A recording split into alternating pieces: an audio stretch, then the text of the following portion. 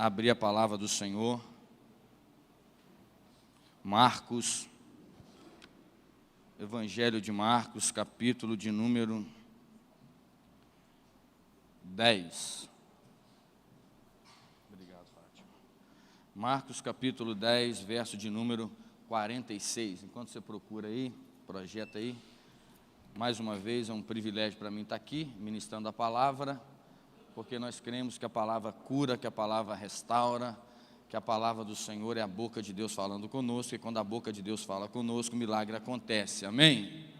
Quem crê nisso, diga amém bem forte aí, por favor. Glória a Deus. Também quero agradecer aos pastores aí, pastoras da igreja, né?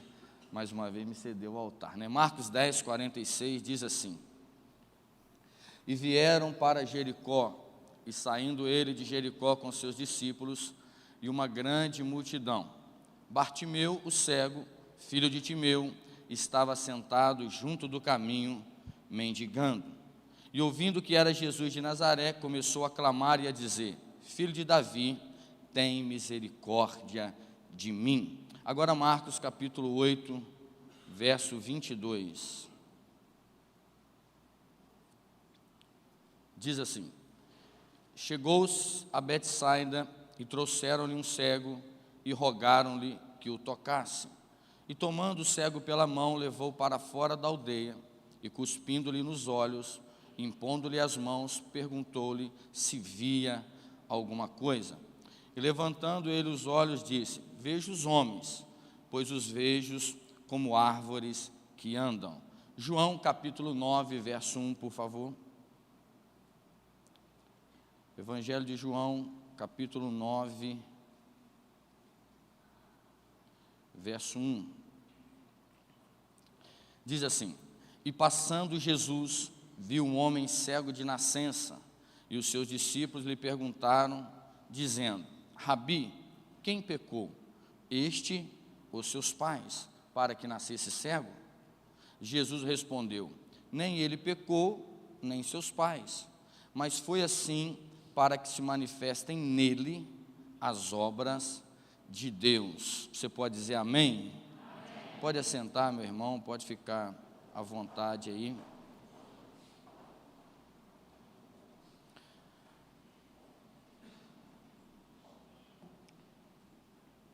Numa noite de milagre, numa terça de milagre, eu quero pregar debaixo de um tema.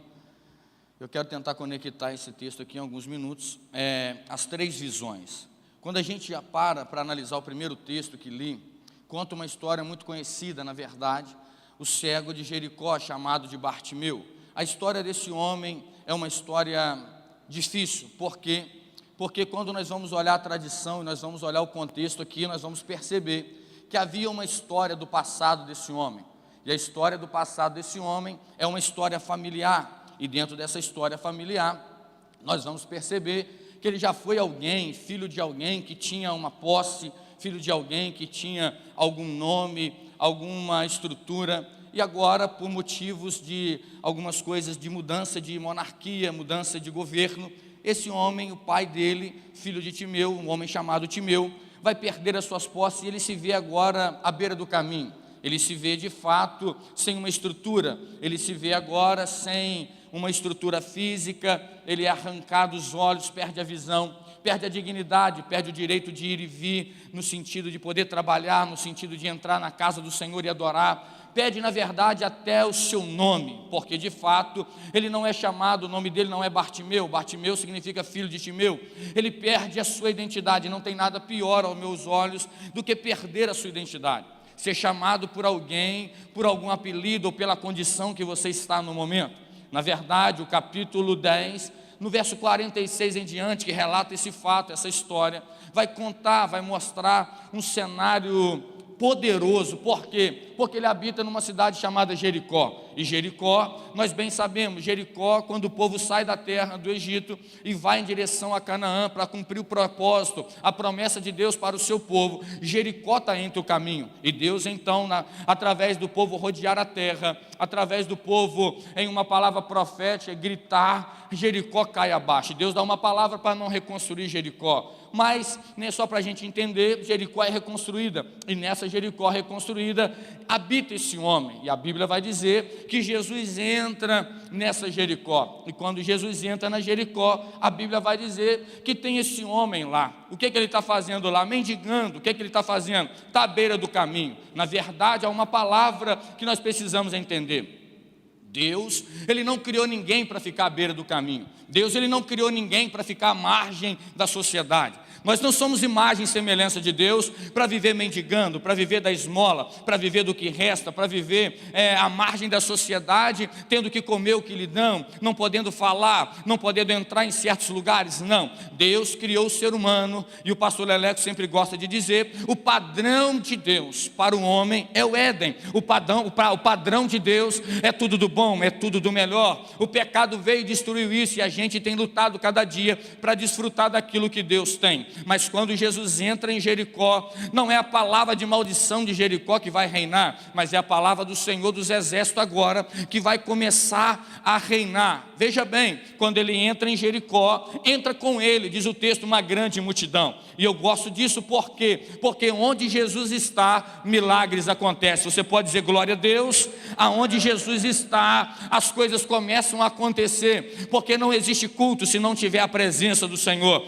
não existe glória no ambiente se a presença do Senhor não for notória. É a presença do Senhor que move, irmão. Eu posso pregar, mas tocar o coração é só a presença do Senhor. Alguém pode cantar aqui, mas atingir a sua vida, arrepiar, sentir a graça, somente a presença do Senhor dos Exércitos. E a Bíblia diz que quando ele entra em Jericó, esse homem que está à margem da sociedade, esse homem que está sem enxergar, esse homem que está vivendo não sei quanto tempo, mas ele está vivendo aquilo do resto, quando entra Jesus e a multidão, seus discípulos, a Bíblia diz, não eu, que ele começa a gritar, e ele começa a clamar um clamor poderoso. Ele diz assim: Jesus, filho de Davi, tende misericórdia de mim. Eu gosto disso aqui. Há um ditado popular que diz assim: quando o diabo tira os dentes, Deus abre a goela. É um ditado bem bacana, sabe por quê?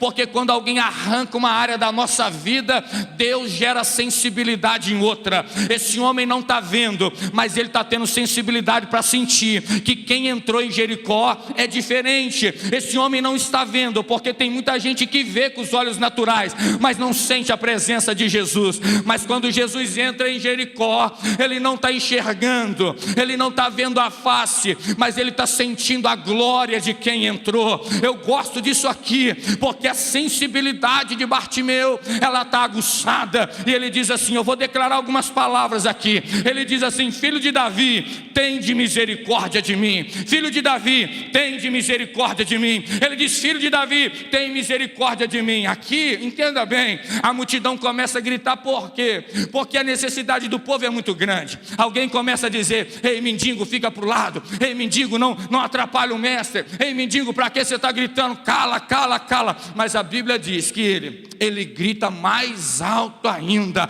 Sabe por quê? Porque Bartimeu está tendo que enfrentar, ele está tendo que discernir algumas vozes. A primeira voz que ele tem que discernir é a voz interna, é a voz do desejo, é a voz da necessidade. Quando Jesus entra em Jericó, Bartimeu está pensando no seu intelecto, ele está dizendo assim: é a minha oportunidade. A gente precisa entender, para que deixar para dar glória no culto de domingo, se eu posso entregar o melhor hoje? Para que tentar pedir a Deus algo domingo, se eu já estou aqui? A minha oportunidade é agora. Bartimeu está entendendo, eu não vou deixar para amanhã, porque pode ser que amanhã ele não entre em Jericó. A minha oportunidade é agora. Ah, mas tem a segunda voz. Qual é a segunda voz, Luquinha? A segunda voz é a voz da multidão. A voz da multidão está gritando assim: se cala, se cala, se cala. Eu gosto disso aqui, porque toda vez que o milagre está prestes a acontecer, aqui é para dar um glória já, toda vez, pastora Rosângela, que o milagre está perto de surgir, a nascer,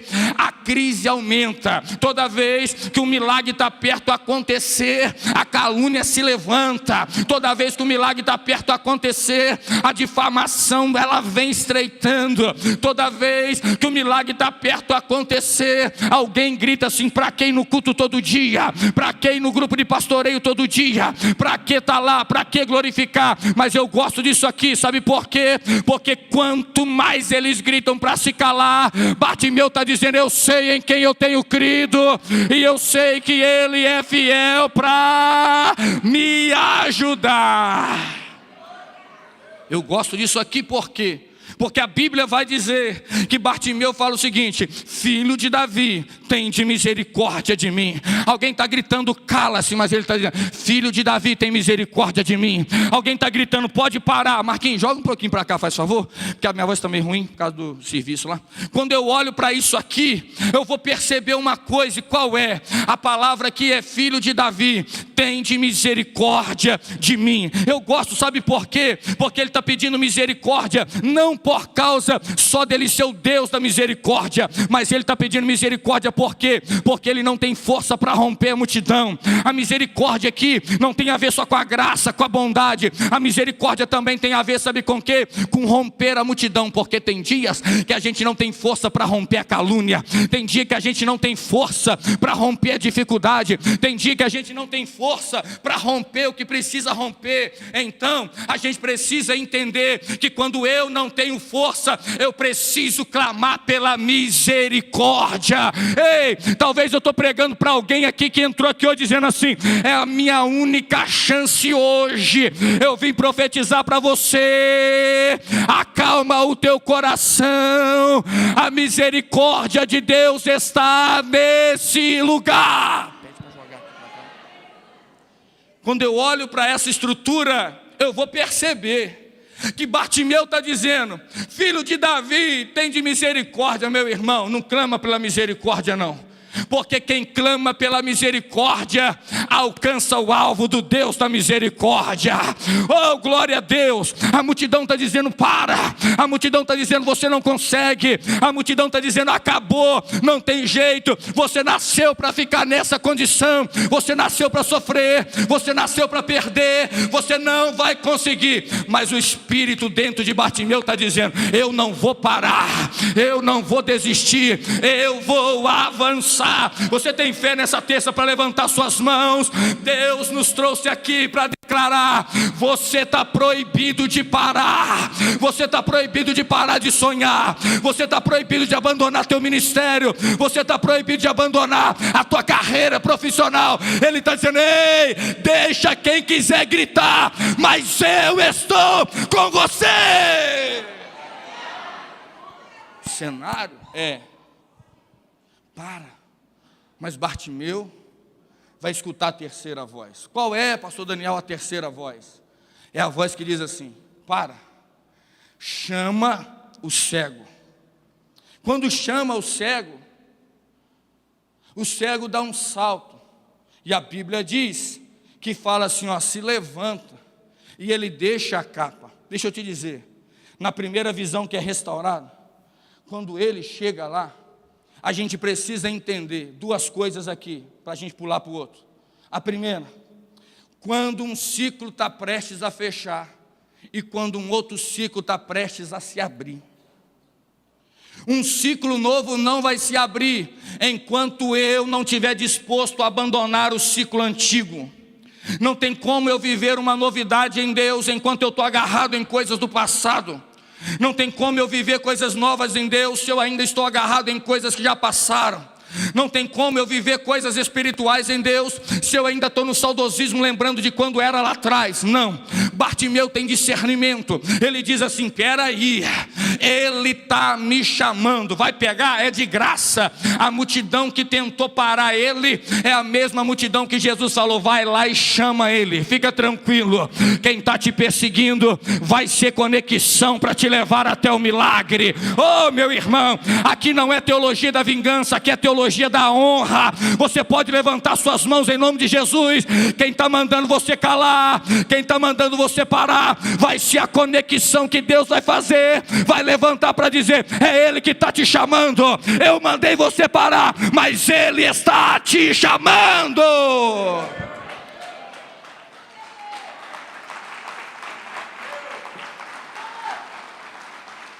Dentro dessa visão, quando chama, que ele se levanta, diga comigo: Bartimeu Não diga forte, gente, diga assim: Bartimeu lançou a capa fora.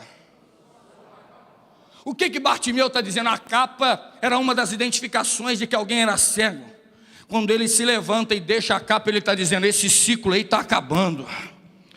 Quando Bartimeu deixa a capa, ele está dizendo: eu já entendi o mistério. Algo novo vai acontecer. Quando Bartimeu deixa a capa, ele está dizendo: quem me chamou não é Deus que olha o passado. Quem me chamou não é Deus que joga na cara aquilo que nós caímos ou falhamos, não. O Deus que está me chamando e mandando eu levantar, eu já entendi. Ele está escrevendo uma nova história.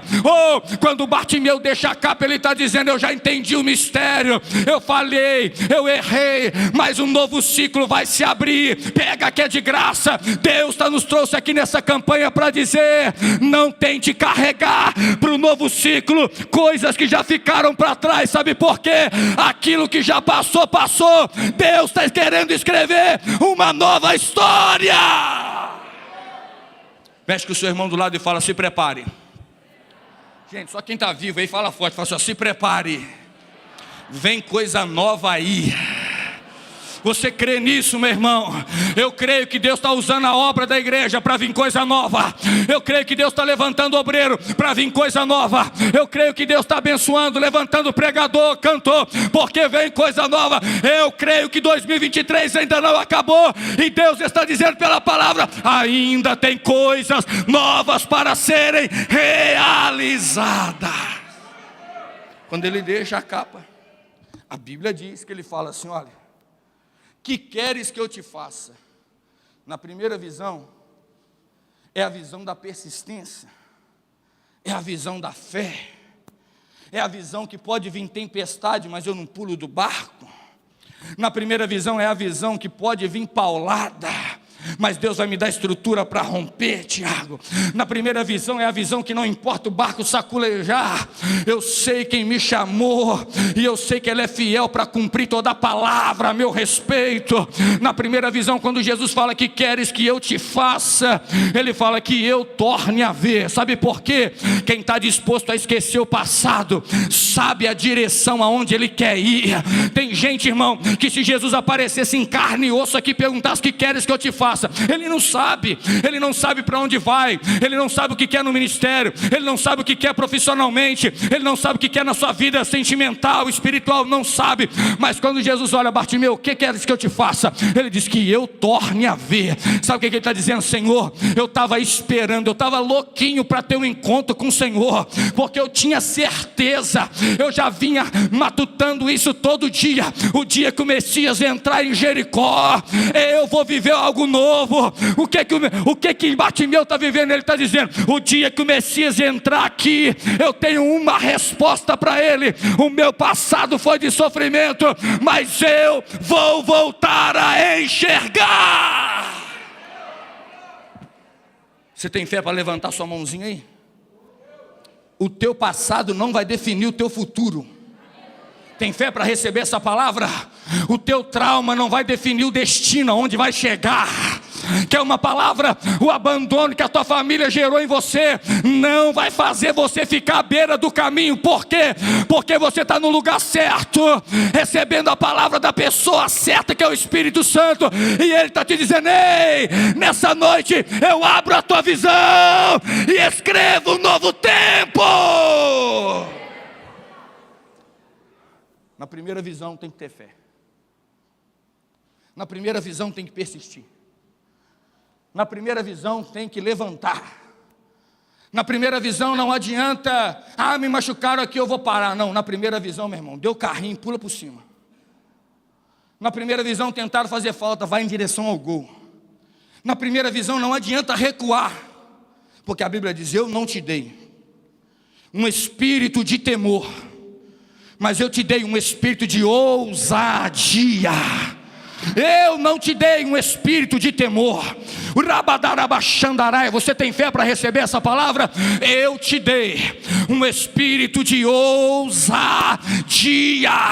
Não importa os dedos apontados a teu respeito, importa que tem um Deus lá em cima olhando e dizendo: vai, porque chegou a hora de romper.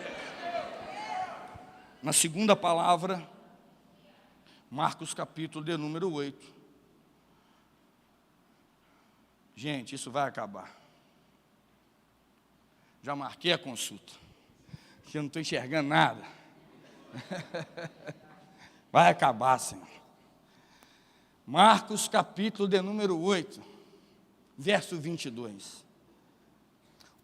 Chegou a Betsaida e trouxeram um cego e rogaram que Jesus lhe tocasse.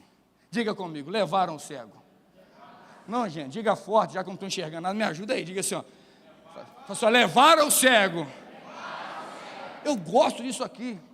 Por quê? Porque Deus ministrou algo no meu coração aqui. Bartimeu ninguém levou. Bartimeu gritou. Porque o nível da sua necessidade demonstra um nível da sua disposição. Ou o nível da sua disposição demonstra um nível da sua necessidade. Quem está necessitado, meu irmão, rompe o que tiver que romper.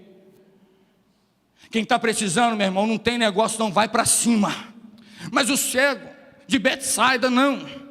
O texto bíblico vai mostrar que a fé que eles mostram é uma fé muito simplória. Ele não tem uma fé dizendo, é Jesus que chegou aqui. Ele não tem uma fé dizendo assim, é o meu momento, chegou a hora, vai dar certo, Deus vai mover. Não. A Bíblia diz, levaram o cego. Porque tem gente que não consegue ir sozinho. Só consegue se levar. Tem gente que não está cego fisicamente, mas só consegue romper se alguém levar. Tem gente que só consegue orar se alguém estiver junto. Tem gente que só consegue dar glória se alguém estiver junto. Tem gente que só consegue ser espontâneo com o Senhor se tiver alguém do lado.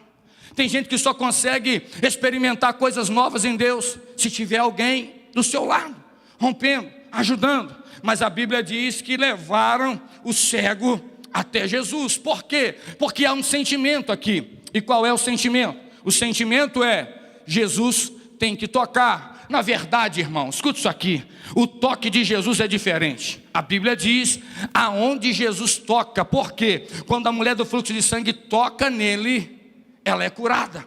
Se Jesus toca, acontece um milagre. Se alguém toca em Jesus, milagre acontece. Por quê? Porque o toque dele muda o cenário. Você crê nisso? Você crê nisso? Amém ou não amém? O toque de Jesus muda cenário. Não se escandalize se no decorrer desse culto o toque de Jesus alcançar o teu coração. Não se escandalize se no decorrer dessa reunião o toque de Jesus alcançar a tua alma, alcançar o teu espírito. Não é por causa de emoção, é porque Ele quer mudar a condição da tua alma. Ele quer mudar a condição do teu espírito. Ele quer mudar a condição da tua vida. Então levaram o cego. E a Bíblia diz que Jesus toma o cego pela mão, aqui dá um glória, e leva para fora da aldeia. Betsaida é um povo crítico, nada está bom em Betsaida. Ele diz assim, quem é ele? Ele é Jeremias? Ele é João Batista? Quem é ele? Eles estão dizendo que o senhor é Jeremias, estão dizendo que o senhor é João Batista. E tu, Pedro, quem diz? Eu sou o Cristo, sou o Cristo. De Betsaida é complexo, um pouquinho acima vai mostrar as más influências de Betsaida. E agora, quando ele chega lá, Jesus pega o cego e leva pela mão. Quer duas palavras aqui para dar um glória? Primeiro, há uma diferença em ser conduzido até Jesus e ser conduzido por Jesus. Essa é de graça. Tem gente que é até conduzido até Jesus, mas tem gente que é conduzido por Jesus. Que é outra verdade, ser conduzido por Jesus, meu irmão, descansa, porque a mão dele não cansa. Ei, a Bíblia diz isso, que a mão do Senhor não está encolhida, para que ele não possa abençoar. Oh, glória a Deus. Quem está vivo aí, diga glória a Deus. É ele dizendo assim, eu trouxe até aqui, mas daqui para lá é Jesus que vai conduzir, vai pegar a palavra. Eu profetizo em nome de Jesus, na tua quarta-feira, nesse final de terça para quarta manhã, não é alguém que vai te conduzir, o próprio Cristo vai pegar na tua mão, o próprio Cristo vai pegar o teu ministério, o próprio Cristo vai pegar a tua casa e vai dizer, descansa. segurança. Quem está assumindo o controle hoje sou eu. Oh, glória. Você tem fé para reagir com isso aqui? Quando ele pega na mão, ele está dizendo: eu estou controlando agora. Eu sei que tu é cego, mas eu sou a visão. Eu sei que você não consegue andar sozinho, mas fica tranquilo, Tati, eu sou o caminho. Eu sei que quem te trouxe aqui não tem verdade, mas eu sou a verdade. Eu sei que você pode até morrer, mas se morrer, eu sou a ressurreição e a vida. Essa noite levanta a mão, é ele dizendo: eu te tomo pela mão, eu te pego pela minha mão poderosa. Para que chorar? Para que desistir? Para que recuar? Para que parar? Para que parar de sonhar? Para que parar de empreender? Quem está pegando na mão da igreja hoje é Ele. É por isso que Ele tem uma declaração poderosa: essa é a minha igreja, e as portas do inferno não prevalecerão contra ela. Você pode levantar as duas mãos, o pé se quiser. Essa noite é Deus dizendo: não se preocupe com quem se levanta, a mão de dele te sustenta.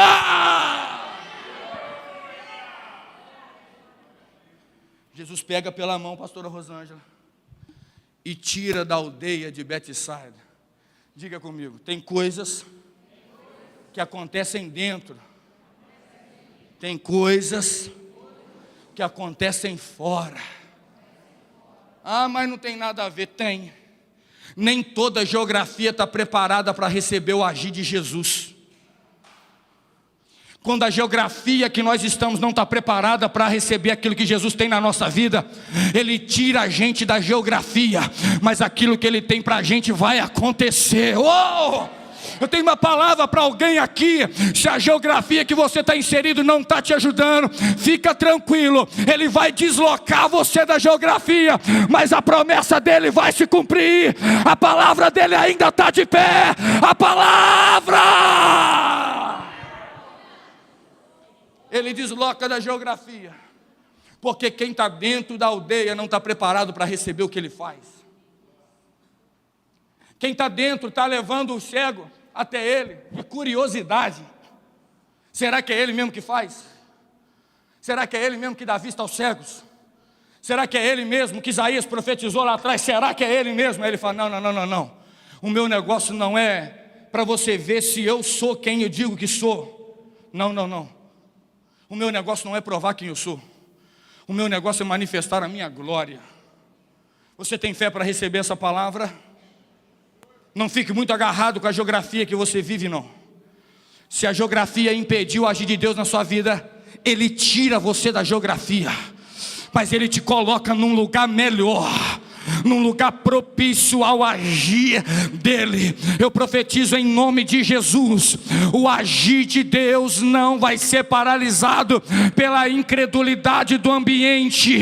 Não, o agir de Deus está propício para Ele cumprir a promessa sobre você. Pastor Daniel, mas o meu trabalho está difícil. A promessa ainda vai se cumprir. Mas pastor Daniel, eu estou passando luta no meu ministério. A promessa de Deus vai se cumprir. Mas pastor, a coisa está feia na minha faculdade. A promessa de Deus vai se cumprir. Ele tira. E quando Ele tira, Ele faz duas coisas poderosas. Primeiro, uma coisa é tomar pela mão. Outra coisa é fazer o que Ele faz agora. Ele cospe nos olhos do cego. Gente, você já imaginou?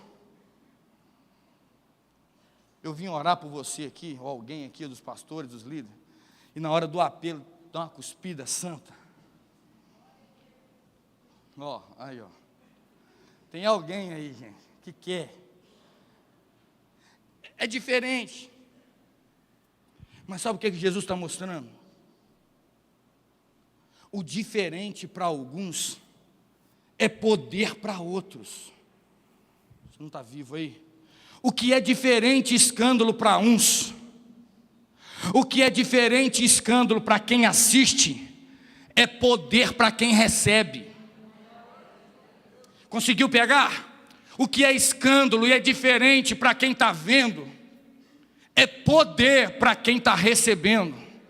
Por isso que Jesus não trabalha com quem vê, Ele trabalha com quem crê.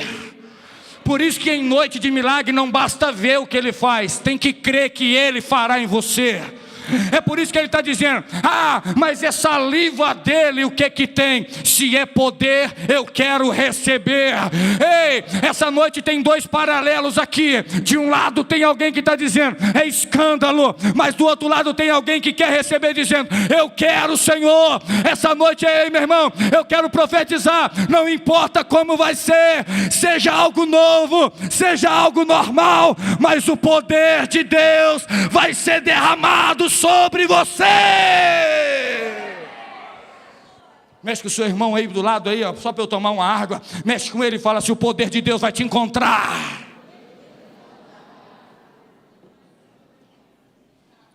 Aí o cego vê, só que ele vê distorcido. A primeira visão é fé, persistência. A segunda visão, Mateus, não é isso. A segunda visão é processo. Diga comigo: o cego precisou entrar no processo do milagre. Quando Jesus joga o cuspe, quando Jesus impõe as mãos, a Bíblia diz que ele vê, mas vê árvores, homens como árvores que andam. É um processo que ele está entrando. Ele está dizendo: eu não via nada, eu via igual o Daniel está vendo aqui, as letrinhas só embaçadas, irmão, vendo tudo torto. Mas ele está dizendo: eu estou vendo como árvores que andam. Nesse momento, esse cego podia fazer uma coisa. Nesse momento, pastor Natasha, ele podia fazer uma coisa. O que é? Tirar a credibilidade de Jesus. Ou continuar acreditando que ele entrou num processo. A gente precisa entender que nem sempre quando a gente inicia uma campanha, no primeiro elo, na primeira semana, na segunda semana, algo vai acontecer. Porque tem hora que a água é transformada em vinho do nada. Tem hora que diz: levanta e anda, e sai andando. Mas existem momentos que nós precisamos entrar no processo. O cego de Betsaida poderia estar dizendo: não, ele não é quem diz que é.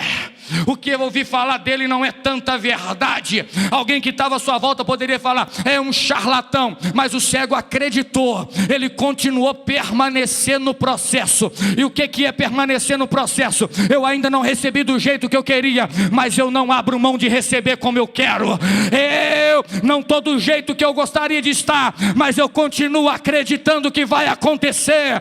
A minha casa ainda não veio para a casa do Senhor, mas eu ainda continuo acreditando na declaração que eu e a minha casa serviremos ao Senhor. Ele está dizendo: eu estou vendo como árvores que andam, mas daqui eu não arredo o pé. Ele está dizendo: eu estou vendo como árvores que andam, mas aquele que começou, glória, aquele que começou a boa obra é fiel para completar. Você pode levantar suas mãos. É Jesus dizendo para alguém aqui hoje: apenas confie, Ele vai completar a obra. Ele vai completar. Quem crê, diga glória a Deus. Ele é fiel para completar. Quem começou a boa obra é fiel para completar. Paulo vai escrever aos Efésios: o querer e o efetuar está nas mãos do Senhor. Aleluia. Aí Jesus está vendo como árvores que andam. Você não está vendo completamente, não. Então deixa eu impor as mãos de novo. Sabe o que Jesus está dizendo? Alguns recebem a cura pela palavra, alguns recebem a cura pelo toque, alguns recebem a cura porque apenas tocou nele. Mas existem pessoas que a cura ela é secundária. O que vale mais é o toque para gerar intimidade. E Jesus, impondo-lhe as mãos, ele viu claramente. Sabe por que às vezes demora? Porque Jesus quer ter um tempinho a mais perto de você. Sabe por que às vezes demora um pouquinho mais? Porque Jesus quer mostrar o quanto Ele te ama mais de perto. Sabe por que demora um pouquinho mais? Porque senão volta para Betsaida e esquece quem esteve lá. Mas sabe por que demora um pouquinho mais? Ele falou, o poder não está no cuspe apenas, o poder está perto de mim. Oh, levanta sua mãozinha aí. Não é o cuspe que resolve, não é uma manifestação de poder que resolve. O poder está em estar mais perto dele. Quanto mais longe dele, pior fica. Mas quanto mais perto dele, mais a graça dele se renova e o poder se aperfeiçoa na fraqueza. Ei, eu profetizo em nome de Jesus, amanhã você vai acordar colado com a presença dele. Amanhã você vai trabalhar cheio da presença dele. E quando alguém perguntar o que aconteceu, eu estou vivendo de milagre. Mas por que, pastor Daniel, milagre? Porque ele me impôs as mãos. Eu gosto disso aqui, porque está debaixo das mãos humanas é um nível, mas está debaixo das mãos do Senhor é outro nível. Eu profetizo para quem quer receber: você está debaixo das mãos do Deus Todo-Poderoso. Gente, não vai dar para mim terminar aqui não, mas vamos lá. João capítulo 9, verso 1. Passando Jesus, viu um homem cego de nascença. Os seus discípulos lhe perguntaram dizendo: Rabi, quem pecou, este ou seus pais, para que nascesse cego? Jesus respondeu dizendo: nem ele, nem os pais, mas foi a manifestar-se nele a glória de Deus. Diga comigo: o cego nasceu para manifestar a glória de Deus. Gente, isso aqui deu um nó na minha cabeça.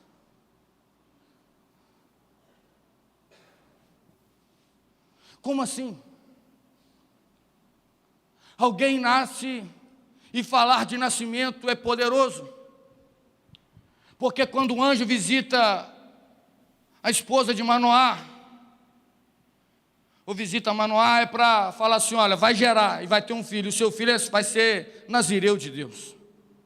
Falar de nascimento, quando o anjo visita lá Isabel, Zacarias, para nascer João Batista, no ventre, cheio de poder. No ventre já está falando em mistério. No ventre já está saculejando. Falar de nascimento é poderoso, porque o próprio Cristo nasceu da Maria, estando ela virgem. A obra é extraordinária. Porém, aqui está mencionando que ele nasceu cego para manifestar a glória de Deus nele. Gente, olhe para cá. É para dar um nó na nossa cabeça. É para dar um nó na nossa teologia. Como que alguém nasce cego para manifestar a glória de Deus? Como que alguém vive uma vida de sofrimento para num determinado tempo manifestar a glória de Deus? Eu vou encerrar aqui, tá, gente? Como que alguém é gerado num tempo de alegria, que uma gestação é alegria, para mencionar o fato que eu estou sofrendo, mas eu nasci para manifestar a glória de Deus.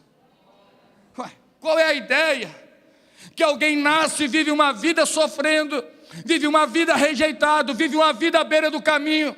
Ele não sabe, mas o Deus de Israel, quando encarna, diz: acalma. Todo mundo rejeitou, mas foi meu plano gerar ele assim. É por isso que a gente precisa entender: quando a sociedade te rejeita, os céus te levantam. É por isso que a gente precisa entender que a última palavra a nosso respeito não está na terra. A última palavra a nosso respeito, Wellington, está do Deus Todo-Poderoso. Eu sei, gente. Agora vamos lá. Eu sei que tem gente aqui sofrendo.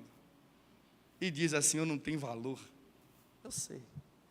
Eu sei que tem gente aqui que quando deita para dormir diz assim: por que é que eu estou sofrendo tanto assim? Eu sei que tem gente aqui que no dia da tempestade está dizendo: eu já não aguento mais o barco saculejar. Eu vim trazer uma palavra para você: acalma. Você nasceu para Ele manifestar a glória dEle em você. Quem não acredita em você, deixa não acreditar, é porque não ouviu essa declaração de Jesus. Foi assim, porque vai manifestar a minha glória nele. Você pode levantar as suas mãos, é Jesus dizendo hoje: a minha glória vai se manifestar em meio a essa crise, a minha glória vai se manifestar em meio a esse trauma, é a minha glória.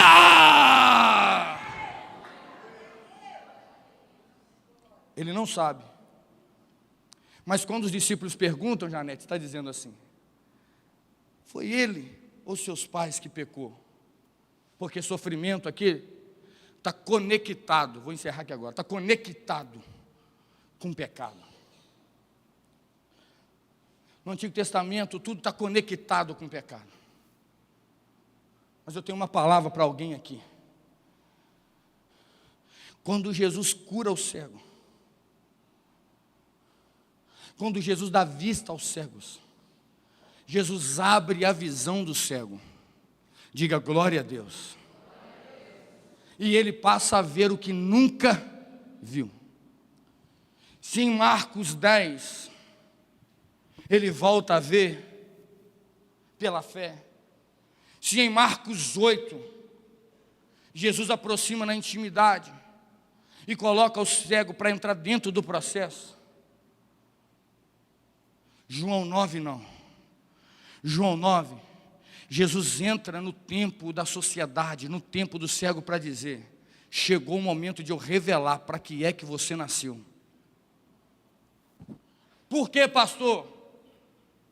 Porque uma das características que Jesus era o Messias não era curar um cego,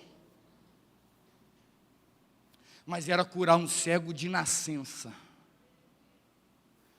Então, quando Jesus cura um cego de nascença, quando Jesus dá vista ao cego de nascença, pastor Leleco, o cego vê o sol, o cego vê o raiar do dia, o cego vê todas as flores, o cego vê a vida. Mas a sociedade olha e diz assim: ele não é só Jesus, ele é um Messias. Eu gosto disso, porque ele é cego, mas a cegueira dele está falando. Ele é cego, mas quando a vista dele abre, a vista dele está falando. Não é à toa que os olhos são a janela da alma. Quando ele abre os olhos e vê, a sociedade vai entender: agora nós sabemos quem é esse aí. Ele não é Jeremias, ele não é João Batista, ele não é um homem normal, ele é o Cristo, Filho do Deus vivo. Por quê?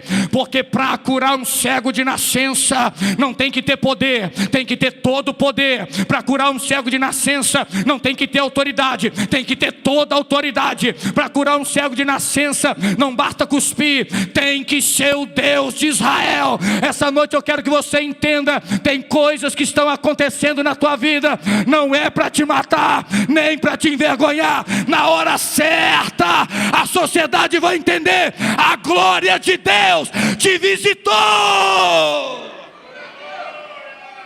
Por que é que meu marido não converte? Vai chegar o tempo e a glória de Deus vai ser manifestada lá. A minha esposa não converte. Vai chegar um tempo e a glória de Deus vai se manifestar lá. Meu filho não veio para a presença. Vai chegar o tempo da glória de Deus se manifestar lá. Pastor Daniel, por quê? Porque foi assim, para que manifestasse a glória nele. Você pode levantar sua mão bem alto. Eu profetizo em nome de Jesus: vai chegar o tempo da glória de Deus se manifestar em você. Oh, meu irmão, pega essa palavra. Vai chegar o tempo da glória de Deus se manifestar na tua casa. Vai chegar o tempo da glória de Deus se manifestar na tua família. E vai chegar o tempo da glória de Deus se manifestar nos teus filhos. Vai chegar o tempo da glória de Deus se manifestar na tua finança. Vai chegar o tempo da glória de Deus se manifestar no teu ministério. E quem te viu à beira do caminho, mendigando, parado, cego, vai dizer: o que aconteceu? Deus cumpriu aquilo que estava projetado nos céus. Aleluia. Você pode ficar de pé, gente.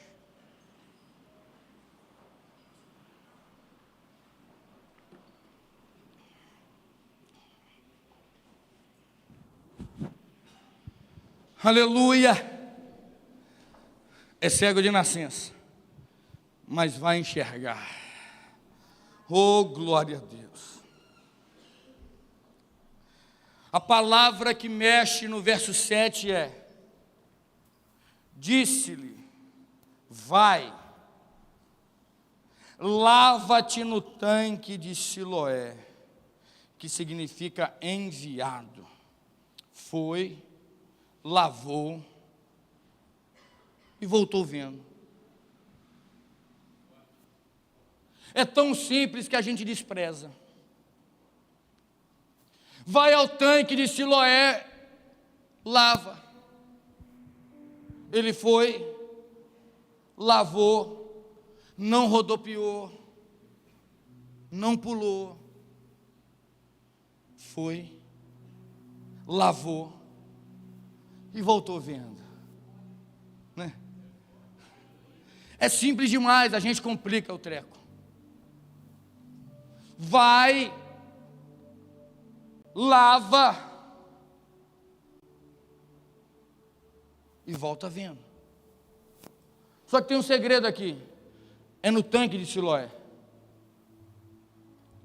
Porque para o milagre acontecer, eu preciso me deslocar. Para o milagre acontecer, eu preciso ouvir a direção que Ele me dá. Tem coisas que não acontecem do jeito que eu quero, acontece pela direção que Ele me ordena. É no tanque de Siloé. Talvez amanhã não vai ser lá, mas hoje é.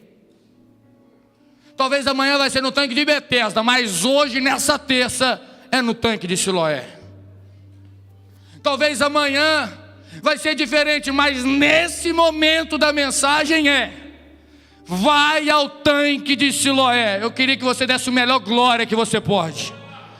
Porque aqui hoje não é igreja metodista mais. Nesse ponto da mensagem, você chegou no tanque de Siloé.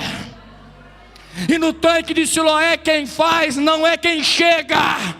Quem faz é quem governa, é Ele. Mas a pergunta é: quer se lavar? A pergunta é: lava e volta vendo. Oh glória! Tem dia que a gente entra aqui no mesmo tanque, não lava e volta do mesmo jeito. Mas a palavra hoje é: você vai voltar lavado, vai voltar remido, porque a palavra hoje é: vai voltar a ver. Oh glória!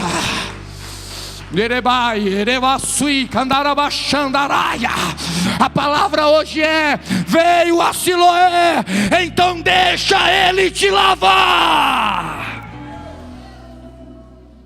Você pode fechar os teus olhos aí.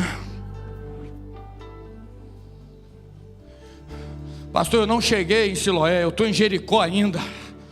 Ele está passando em Jericó hoje aqui também, ó. Pastor, eu não cheguei em Jericó, já estou lá em Betsaida. Ele vai te tirar dessa geografia.